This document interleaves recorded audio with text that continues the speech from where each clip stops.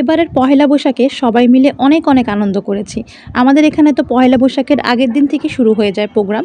আর আমার বোন যেহেতু গান করে, ওর আগের দিন থেকে অনুষ্ঠান ছিল। আর এটা হচ্ছে পহেলা বৈশাখের দিন সকালবেলায় ওর গানের প্রোগ্রাম ছিল আমাদের চাঁদপুর ক্লাবে। আমাদের চাঁদপুর ক্লাবটা অনেক সুন্দর করে পহেলা বৈশাখের দিন সকালবেলা প্রতিবারই আয়োজন করে। তো আমরা সবাই মিলে ওর গানটা দেখতে চলে গিয়েছিলাম চাঁদপুর ক্লাবে। ওখানে আবার আমাদের জন্য খাবারের ব্যবস্থা ছিল, বিভিন্ন ধরনের মজাদার ফল, আর খুব মজা নিয়ে খেয়েছি।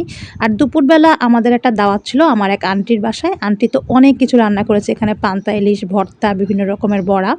আর খাবার শেষে আমরা খুব মজাদার এই ডেজার্ট আইটেমটা খেলাম, অনেক ভালো লেগেছে। আর বিকেলবেলা আমরা সবাই মিলে নদীর পাড়ে ঘুরতে চলে গিয়েছি। এটা হচ্ছে চাঁদপুর প্রেস ক্লাব ঘাট। আর প্রতি বছরই এখানে অনেক সুন্দর মেলার আয়োজন করে, যদিও মেলার আয়োজন এবার অন্য জায়গায় করেছে। তো আমরা সবাই বিকেলবেলা নদীর পাড়ে অনেকক্ষণ সময় কাটিয়েছি, এত ভালো লাগছিল নদীর পাড়ে সময় কাটাতে, আর পাশেই অনুষ্ঠান হচ্ছিল।